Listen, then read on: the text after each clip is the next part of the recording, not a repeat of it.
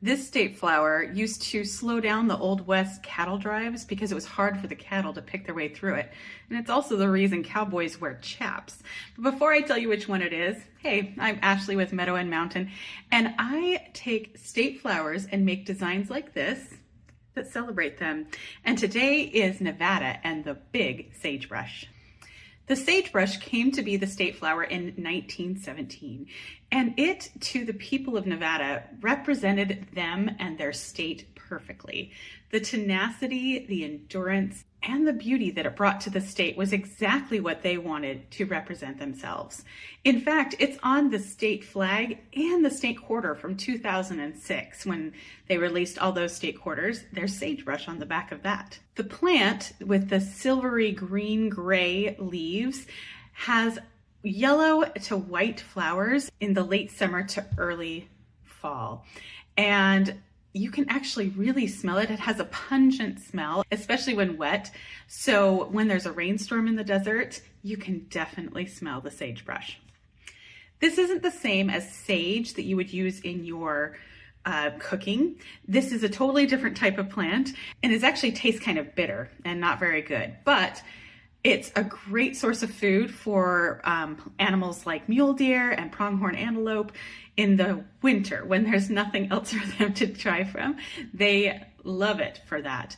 But there is a bird called a sage grouse that lives in it and is super important to it. This plant dominates the landscape and brings color to the area in the late summer and early fall. And it is something that the Native Americans have used for centuries. They used parts of it to weave mats and used other parts of it for tea, medicinal teas that were said to help with headaches and digestive issues and a whole bunch of different things that the tea of this sagebrush could do. Now, there isn't a story as to how it became the state flower. It's just that it was so well known and so used and so representative of the people that they just adopted it. It can live to be over 100 years old. If it is near a water source, it can be 12 feet tall, though 3 to 6 is normal. And the really interesting part that I love as a horticulturist is that when it is broken or eaten, that plant will release a chemical to tell everybody else to get their bitter chemicals going so that they can protect themselves. And in that way, it sort of protects each other. I just love that about plants. I think that's something that's really neat. Not only is Nevada called the Silver State, it's also called the Sagebrush State. And the next time you're driving through it, you'll probably notice why. And see if you can smell that.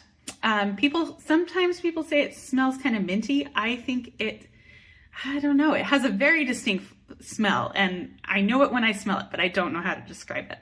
I love to tell you the stories of how the state flowers became the state flowers, if there's a story, or tell you about the plants that they are, if not. So tune in next week when we talk about our next state flower, and let me know, what did you think about this story?